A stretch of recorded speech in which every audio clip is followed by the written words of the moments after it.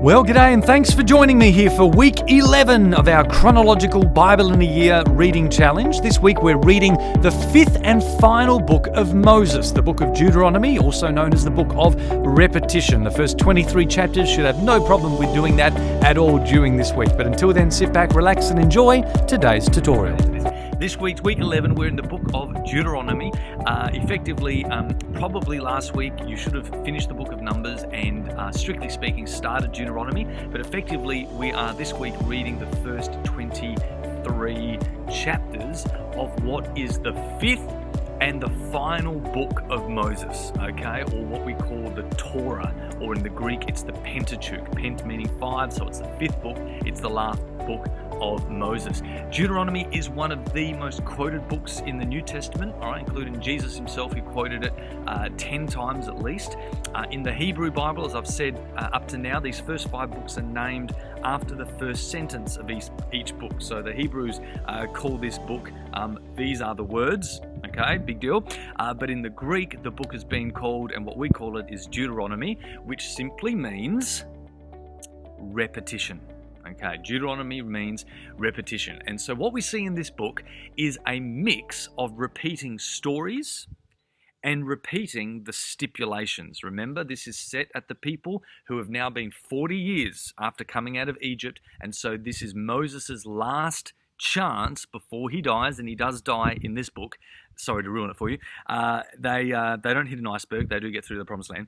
But so there's 40 years at the end of their 40-year journey of Deuteronomy is written, and so there is a need, Moses feels, to repeat to God's people just before he leaves them and just before they go into the promised land some of the most important things and lessons in their journey so far. So 2 things essentially that he repeats.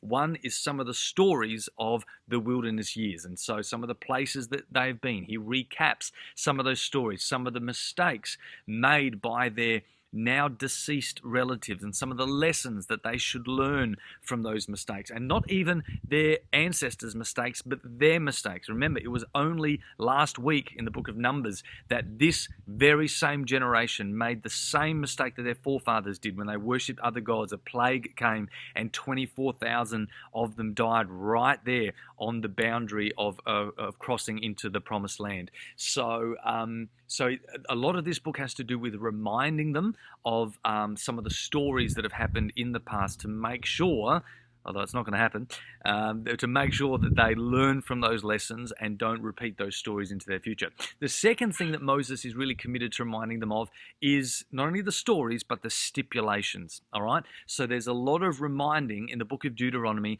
of the laws and the commands and the decrees and the instructions that God has given them in their past, the importance of obeying him, and the conditions of the covenant that they entered into on the first year they came out of Egypt, right back there at the mountain of Sinai.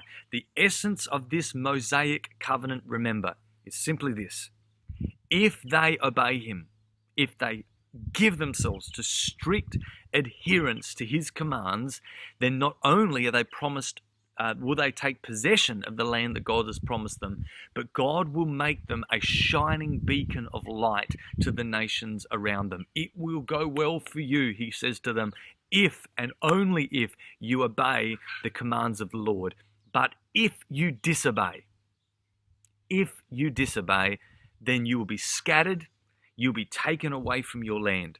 And this is the emphasis, one of the main emphases of the book of Deuteronomy. It is a restatement of the covenant and the conditions of blessings and curses, and it is all based on their performance. In fact, in chapter 26, at verse 25, God's people say, if we obey all the laws and all the commands that God has given us, that will be our righteousness. Our obedience to God's commands is our righteousness. Now, this is a very different understanding, remember, to the righteousness that Abraham had before Moses came along. Okay? In the Genesis account, in the era of the patriarchs, Abraham, Isaac, and Jacob, God declared those men righteous, or certainly he declared Abraham righteous because of his belief.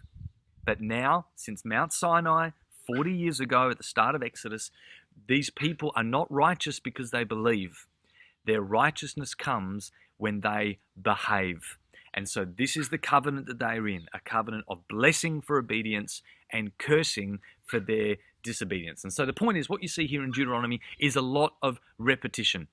But there are a few brand new things that we're introduced to. There are some things that receive a first mention. There are, amidst all the law giving, some prophecies that Moses gives about certain things that will happen into their future. And so I want to focus on that. You know, often we think of Moses as the lawgiver. And that is true. I mean, that was a hugely significant part of his leadership. He was also a military leader. He was also a worship leader, as we saw when they came out of the Red Sea. But we cannot forget that one of the main things Moses was, and it is remembered for all the years later, is that he was a prophet. Okay? And so one of the things he does in Deuteronomy is not just repeat the law, but he prophesies new things that are to come in their future as they go into the promised land. The first thing that we see this week in reading the first half of Deuteronomy is that he promises them a special place in the promised land where God says, I will put my name there. Okay, at this stage, that's all he says about it. There'll be a special place that I choose in the promised land. Of all the promised land, there'll be one special place that I will put my name. And it's a bit like Eden, okay? Eden had a boundary as you read Genesis, but the Garden of Eden was a special place within that boundary where God's special presence dwelt. And that's kind of what God's hinting at here. He says, as you go into the promised land, all of it is my promised land, but there will be a special place within that land that I will put my name. And in the future, we don't know it yet, but in the future we discover that that place is Jerusalem and that God wants them to build a temple there. Okay, so that he's kind of hinting at that, but he doesn't give that much information yet. All he says is that will be a place where you are to bring your sacrifices to me. That is the place where you are to hold your festivals. My altar will be there. You are to bring your tithing and your sacrifices, and you are to celebrate the 3 annual festivals there. Because, of course, once they settle in the promised land, there will be no more following of the cloud. Okay, or following of the fire, because their journey is over. They've come to the place of rest. The promised land is a place of peace, and so they've come to a place of rest. But God says, I'm going to put my name in a permanent place of my presence there. And so Moses prophesies that in these chapters. The second thing he prophesies is that in the future will come a new form of government. Okay, he literally tells them that in the future, your people will ask you for a king. Now, this doesn't happen until Samuel and King Saul, okay, so it's hundreds of years later this happens, but Moses prophesies this.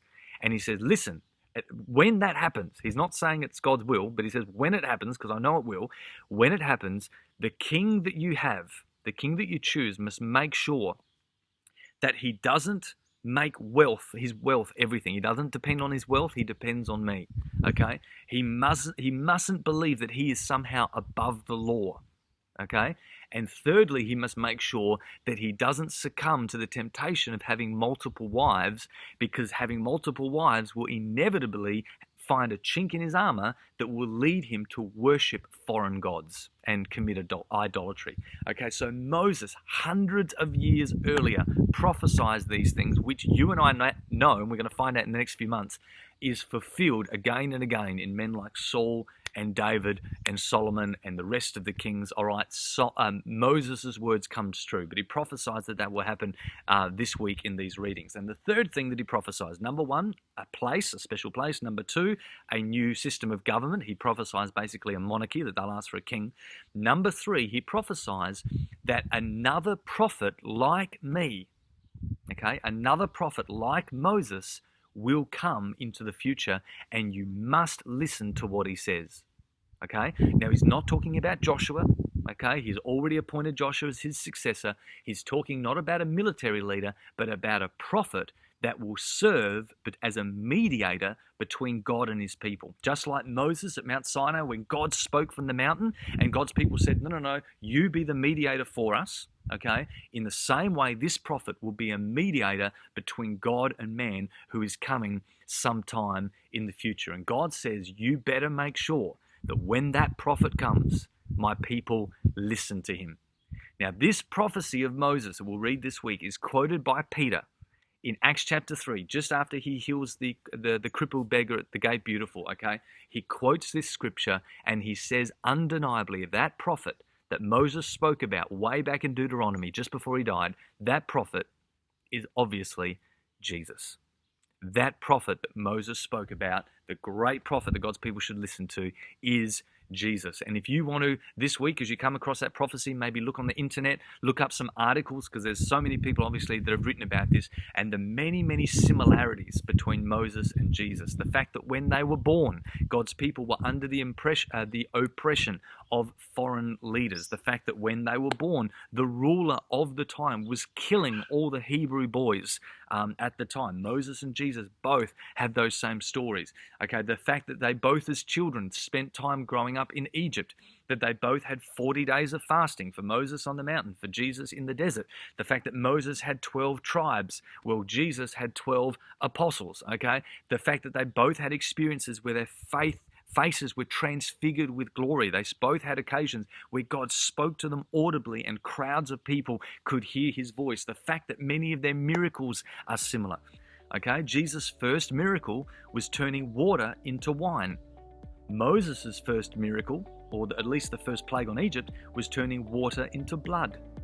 Okay, water into blood, water into wine. Jesus is the prophet that is just like Moses. As you might have heard in Asian markets, if you've traveled, it is same, okay? They are same, but Jesus is, of course, vastly superior, as the book of Hebrews and John's Gospel and others bring up time and time again. So look out for those three things. A prophet like me will come, a new form of government, a monarchy, a king will come, and thirdly, he says that I will have a place in the promised land, that I will settle my name. And so amongst all the repetition of the stories and stipulations, there's also prophetic promises that take place. Enjoy your readings this week, guys.